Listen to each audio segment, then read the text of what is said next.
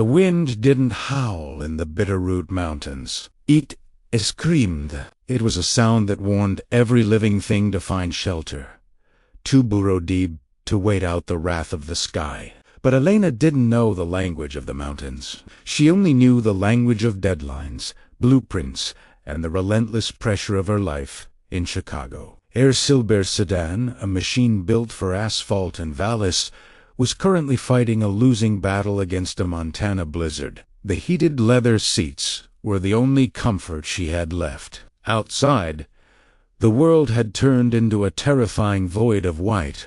The tall pines were mere ghosts, appearing and disappearing in the swirling snow. Her GPS had died 20 minutes ago, the signal swallowed by the peaks, leaving her with nothing but a map she didn't know how to read and a growing knot of panic in her chest. "Just get to the site," she whispered to herself, her grip on the steering wheel turning her knuckles white. "Just get to the lodge, assess the property, and fly home tomorrow."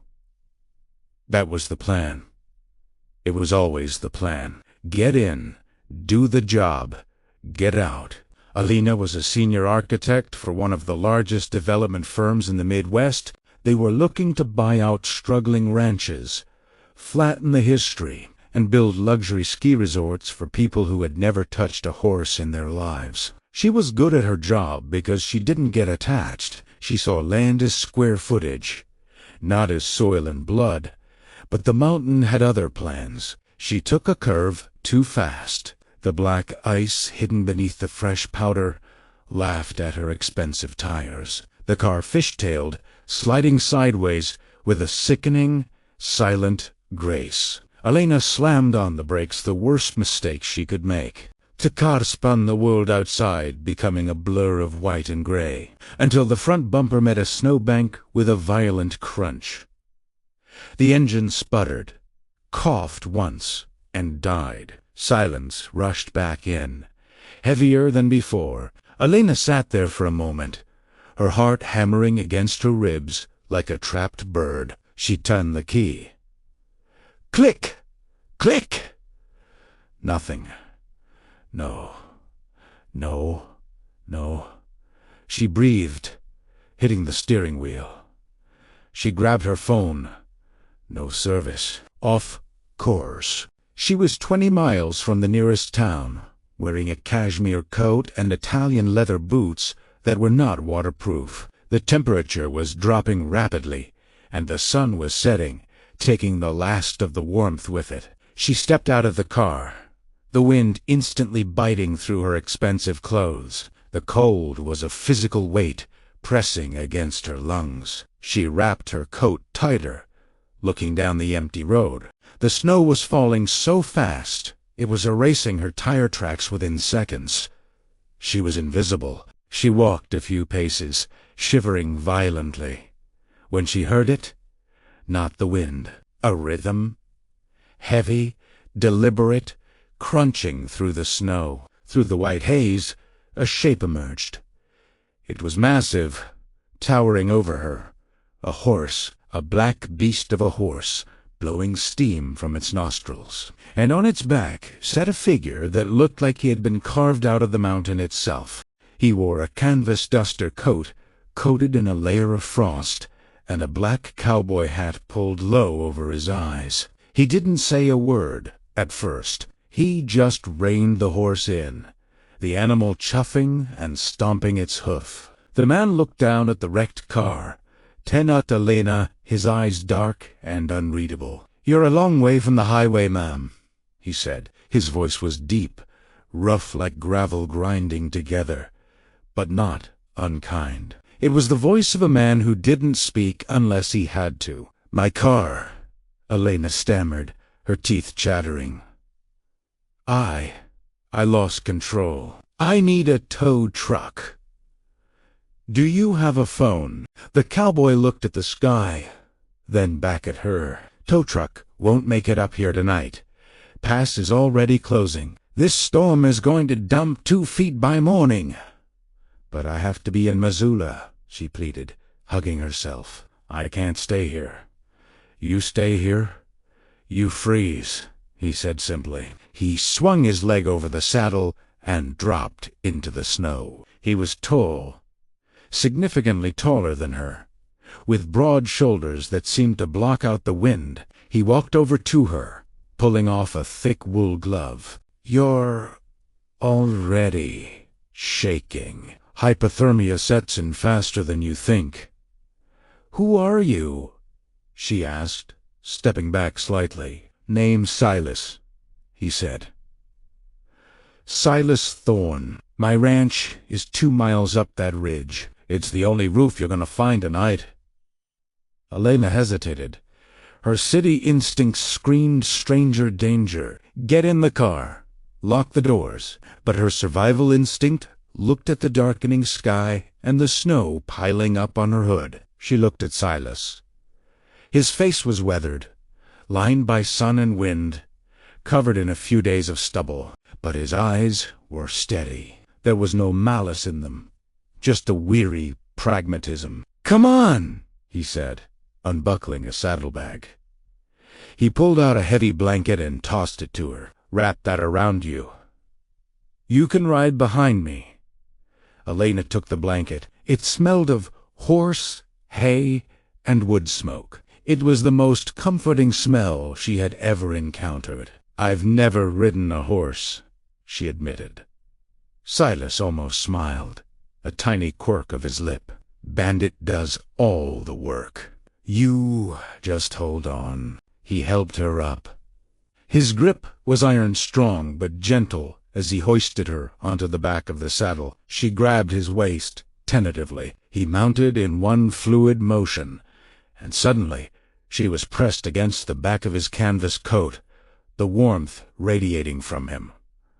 "Hold tight," he commanded. They moved off the road and into the trees. The wind roared above them, but down here in the forest it was quieter. The only sound was the crunch of snow and the creak of leather. Elena closed her eyes, burying her face in the rough fabric of his coat. She was terrified, cold, and completely at the mercy of a stranger in the wilderness. But for the first time in years, the constant noise in her head, the emails, the meetings, the expectations, had gone silent. The ride felt like an eternity.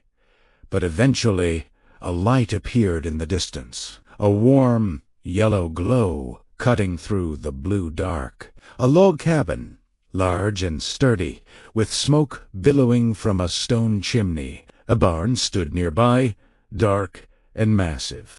Silas stopped the horse by the porch. He hopped down and reached up for her. Her legs were numb, and as she slid down, her knees buckled. Silas caught her easily, his hand steadying her by the elbows.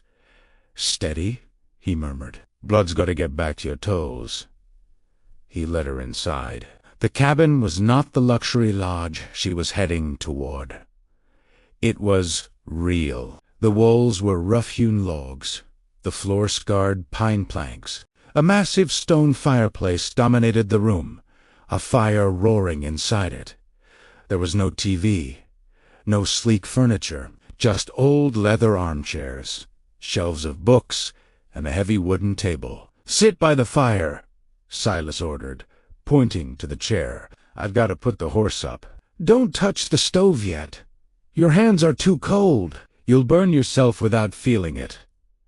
Elena collapsed into the chair. The heat hit her like a physical wave, stinging her frozen cheeks. She looked around. The place was clean but cluttered with the tools of a working life. A lasso hung by the door. Muddy boots were lined up. It was a masculine space, solitary and quiet. When Silas returned, he brought a gust of cold air with him. He stomped the snow off his boots and hung up his hat. Without the hat, he looked younger, maybe in his early 30s, with dark hair that was slightly too long and fell over his forehead. He went to the small kitchen area and poured a mug of something steaming from a pot on the stove. "Coffee," he said, handing it to her. "Black. Didn't have visitors planned, so no cream." "Thank you," Elena whispered, wrapping her hands around the mug. "I'm Elena. Elena he repeated. Testing the name, it sounded foreign in this cabin. Too soft, too fancy. Well, Elena, welcome to the Thorne Ranch. Make yourself comfortable. You're not going anywhere for a while. The reality of the situation began to sink in as the night deepened. The storm raged outside, rattling the window panes.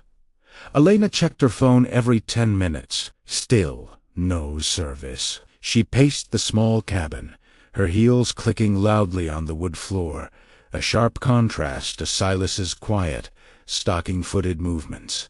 "You're going to wear a hole in my floor," Silas said. He was sitting in the other armchair, mending a piece of leather tack with a thick needle. He hadn't looked up for an hour. "I have to let my office know," Elena said, her voice tight. "I have a fiancé in Chicago. He'll be worried." Silas paused, the needle hovering. "Fiancé?" he said flatly. "Well, unless he has a helicopter and a death wish, he's not getting here. You need to accept where you are, Elena. Fighting the storm doesn't make it stop. It just tires you out." "I'm not used to doing nothing," she snapped, then immediately regretted it. "I'm sorry. This isn't my world." "I can see that," Silas said, glancing at her designer boots. "What brings a city girl onto a dangerous mountain road in January anyway?" Elena hesitated. She couldn't tell him the truth, that she was here to scout his neighbor's land, to pave over this wilderness. He'd felt the Blaireau sitting by his fire, drinking his coffee. "Work," she said vaguely. "Real estate assessment." Silas's eyes narrowed slightly, but he didn't press. "Well, around here, work means keeping things alive. Tomorrow, if the storm breaks, we'll have to check the herd. You can help, or you can sit here and stare at your phone." "I'll help," she said, surprising herself. She didn't want to be left alone in this silence. "We'll see," Silas grunted. "Guest room is through there. There's fresh linens. Sleep. You look like you haven't slept in a month." Elena went to the room. It was small, freezing cold until she piled 3 heavy quilts onto the bed. She lay in the dark, listening to the wind. She thought about her apartment in Chicago. The blackout curtains, the perfectly regulated temperature. She usually needed a sleeping pill to drift off. Here, under the weight of the wool blankets, with the smell of pine seeping through the walls, she fell asleep instantly. The next morning, the world was blindingly bright. Elena woke to the smell of frying bacon. She walked into the main room, wrapped in the blanket. Silas was at the stove. "Storms broke," he said without turning around. "But the drifts are 5 feet deep. Roads won't be cleared for another 2 days." 2 days. Elena felt a pang of anxiety, but it was duller than before. She looked out the window. The view took her breath away. The mountains were covered in a pristine, glittering blanket of white. The sky was a piercing, impossible blue. It was beautiful in a way that photographs could never capture. "Breakfast," Silas said, sliding a plate of eggs and bacon onto the table. "Eat up. We have work to do." "I don't have any clothes for this." Elena gestured to her ruined dress pants. Silas pointed to a pile of clothes on a chair. "Dug out some of my mom's old stuff. She was about your size. Boots might be a little big, but you can wear 2 pairs of socks." Elena changed into the flannel shirt and heavy denim jeans. They were worn soft, smelling of lavender and cedar. She felt like she was putting on a costume, but as she zipped up the heavy Carhartt jacket, she felt protected. They spent the day trudging through the snow. Silas wasn't dragging her along. He was teaching her. He showed her how to walk so she didn't sink, how to spot the breathing holes in the snow where the cattle were huddled. They found a calf that had been separated from its mother, shivering near the fence line. Silas moved with a tenderness that shocked Elena. He dismounted, scooped the calf up in his arms, easily 100 pounds, carried it through the drifts back to the barn. Elena ran ahead to open the gate, feeling useful for the first time in years. Inside the barn, out of the wind, they rubbed the calf dry with burlap sacks. Elena's hands were raw, her fingernails dirty, her hair a mess.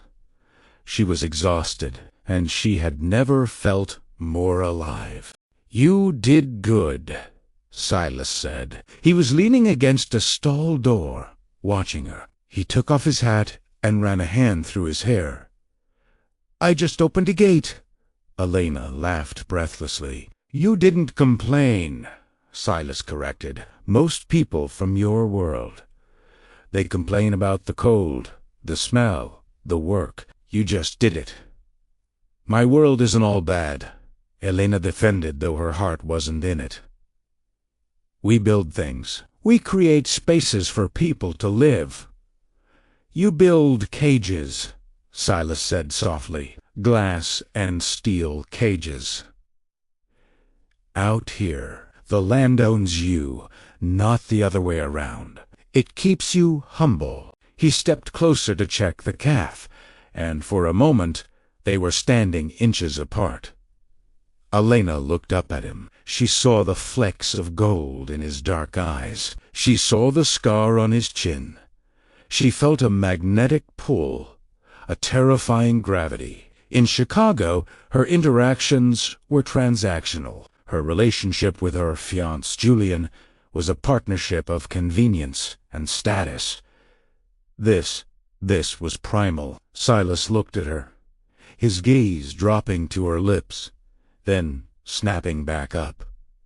He stepped back abruptly. "I need to check the hayloft." He walked the Hawaii, leaving Elena standing in the warm, dusty air of the barn, her heart racing faster than it had during the car crash. That evening, the dynamic in the cabin shifted. The silence wasn't awkward anymore. It was companionable. They cooked dinner together, beef stew. Elena chopped vegetables, clumsy at first, with the heavy knife. But Silas guided her hand, his touch warm and rough against her skin. They ate by the fire. The storm had passed, but the temperature had plummeted. The cabin was a warm island in a sea of ice. "Tell me about this fiancé," Silas said, staring into the flames. Elena sighed, putting down her fork. "Julian. He's successful. We work together. We look good on paper. Do you love him?" Silas asked. The question was a bullet. No preamble. "We have a life together," she deflected. "We have a plan. 5-year plan. 10-year plan. Plans aren't love." "Elena," Silas said quietly, "love is the thing that ruins your plans. Love is like that storm out there. You can't control it. And if you're not careful, it changes the landscape." He looked at her then, really looked at her, stripping away the layers of her city persona. "You don't seem happy, Elena. You seem tired." "I am tired," she whispered, tears pricking her eyes. "I'm so tired of running." "Then stop," Silas said. Rusty reached out and covered her hand with his. His palm was calloused, hard, but his touch was incredibly gentle. Elena didn't pull away. She turned her hand over, interlacing her fingers with his. It was a small gesture, innocent, but it felt like a betrayal of her entire life back in Chicago. And she didn't care. For the next 2 days, time seemed to dissolve. They worked the ranch in the mornings, taking care of the animals, and spent the long evenings talking. Silas told her about his father, about the struggle to keep the ranch afloat with taxes rising and developers circling like vultures. Elena listened, a knot of guilt tightening in her stomach. She was one of those vultures. But she couldn't tell him. Not now. Not when he looked at her like she was the first sunrise after a long winter. On the third afternoon, the sound of an engine broke the peace. A massive snowplow rumbled down the main road, followed by a black SUV. Elena and Silas were on the porch. Elena felt her stomach drop. "Road's open," Silas said. His voice was devoid of emotion. He let go of the railing, his knuckles white. The SUV pulled up. The door opened, and Julian stepped out, wearing a pristine parka that looked like it had just come off a mannequin.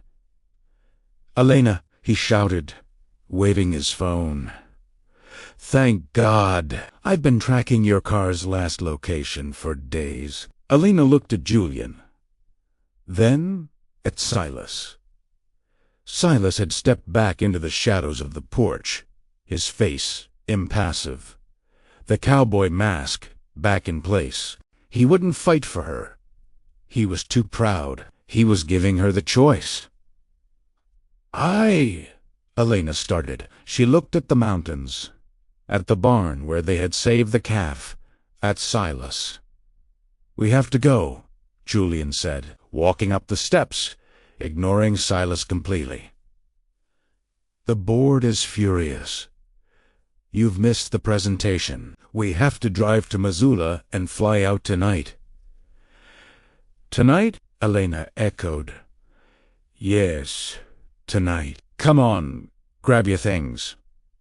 Julian grabbed her arm not painfully, but possessively. Elena looked at Silas one last time. "Silas," she said. "Go on," Silas said, tipping his hat. "Your life's waiting, ma'am." The formality was a wall he had just built between them. It hurt more than if he had yelled. Elena gathered her things. She changed back into her city clothes. They felt stiff, constricting. She walked out to the SUV. Julian was already in the driver's seat, revving the engine impatiently. She turned to Silas, who was standing by the door. "Thank you," she said, her voice shaking, "for saving me." "Drive safe," Silas said. He didn't wave. He just watched her get into the car. As they drove away, Elena watched in the side mirror. Silas stood on the porch until the car disappeared around the bend. Then the road was empty, just white snow and black trees. She felt a physical tearing in her chest, as if she had left a vital organ back in that cabin. "Total disaster," Julian was saying, tapping on the steering wheel. "But don't worry. I smoothed it over with the partners. And I found out some good news. That ranch you were stuck at, the Thorne place, we found a loophole in their deed. We can probably force a sale by spring. It's the perfect spot for the main lodge." Elena went cold. "What?" "The Thorne Ranch," Julian smiled, oblivious. "It's a gold mine. The guy is broke. We'll offer him pennies, and he'll have to take it. We're going to crush it, babe." Elena looked out the window at the passing forest. The beauty was gone. It just looked cold now. "Yeah," she whispered. "Crush it." 3 weeks later, Chicago. The city was gray slush and honking horns. Elena sat in her corner office, overlooking the skyline. On her desk were the blueprints for the Bitterroot Luxury Resort. The centerpiece was the lodge, sitting exactly where Silas's cabin stood. She couldn't sleep. She couldn't eat. Every time she closed her eyes, she smelled woods. Every time she touched the smooth glass of her desk, she missed the rough texture of the barnwood. She looked at Julian across the conference room. He was talking about profit margins, about conquering the wild. He didn't love the land. He wanted to pave it. Elena stood up. "Elena," Julian asked, pausing his presentation. "Do you have something to add?" "Yes," Elena said. Her voice was steady for the first time in weeks. "I quit." The room went silent. "Excuse me." Julian laughed nervously.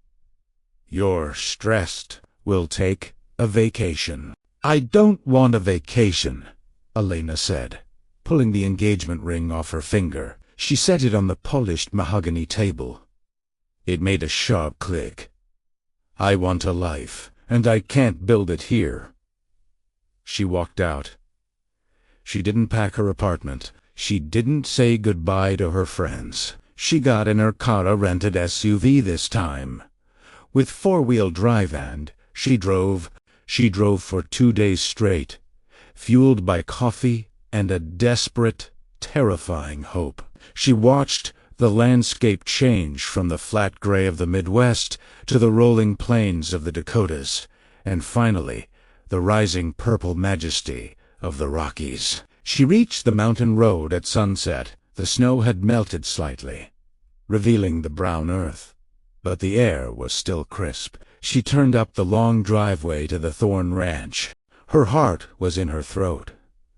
What if he turned her away? What if she was just a city girl who had been a temporary amusement? She pulled up to the cabin.